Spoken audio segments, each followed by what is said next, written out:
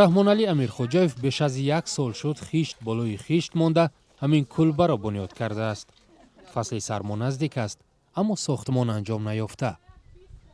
моҳи июни соли 2019 борони сахт ва омадани сел манзили раҳмоналиро хароб карда буд. мақомот он вақт ваъда дода буданд ки барояшон кӯмак мекунанд. Ёрдам мекардам, мо қаноатбахт нестем инҷа. Вообще налоги замина метем, суми света меам мегирад, суми оям меам мегирад. Ҳамаи амира мо документои хона даҷи инамат документома оли буд карги нестем. Омадан 1050 сум гирифтан, бо омад 750 сум гирифтан барои техпаспорти хона. Ягон ёрдам документотон селда чи шуд? Ҳамаша буд. Аммо қайки бо мо кумитаи замини кӯна соли 1964 рафтем, амро нигоҳ кардем. Нигоҳ нест, хаб омадем, ҳамаро айсар кардем, оли документо буд шудаги нест нафадем. боронгариҳои пайҳами соли гузашта 300 хонаводаи деҳаи Гулистони ноҳияи Восеро бехона карда буд. мақомот гуфта буданд ки ба осебдидаҳо кӯмак мекунанд.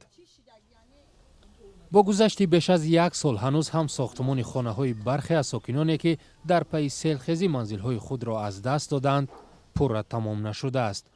онҳо аз он шикоят мекунанд ки барои барқарор кардани хонаҳои худ кӯмаки ночиз гирифтанд ё аслан чизе дарёфт накардаанд. чанд қагои доштум фурӯхтум, бо ай банк қарз гирифтим, на кришара маҳкам кардам. манзили Зарагул ҳам аз бориши зиёд хароб шуда буд. дар ин муддат хонаашро дубора бунёд кард, вале барои таъмири дохили хона зураш нарасид. Зарагул мегӯяд мақомот ба қадри имкон барояш кӯмак кардаанд.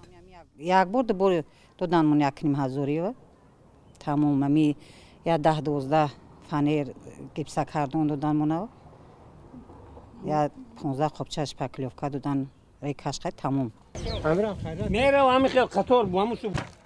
ба фарқ аз бархи минтақаҳои дигар, ҳукумат ба қазияи селзадаҳои Хуросон ки барои ҷалби таваҷҷӯҳи мақомот ба мушкили худ эътироз карданд, расидагии бесобиқа нишон дод. мақомот гуфтанд ки моҳи сентябр пурра 67 манзилро ба сокинони аз сел зарардида супориданд. барои сокинон як пойгоҳи баргдиҳӣ ва бунгоҳи тиббӣ ҳам сохтанд.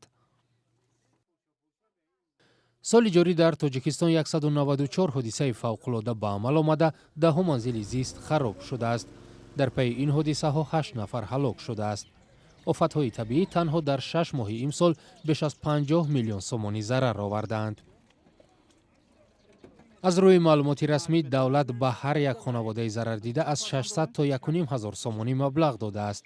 аммо то ҳол маблағи умумӣ аз ҷумла кӯмакҳои воридшудаи ташкилотҳои байналмилаливу шахсони алоҳида нашр нашудааст.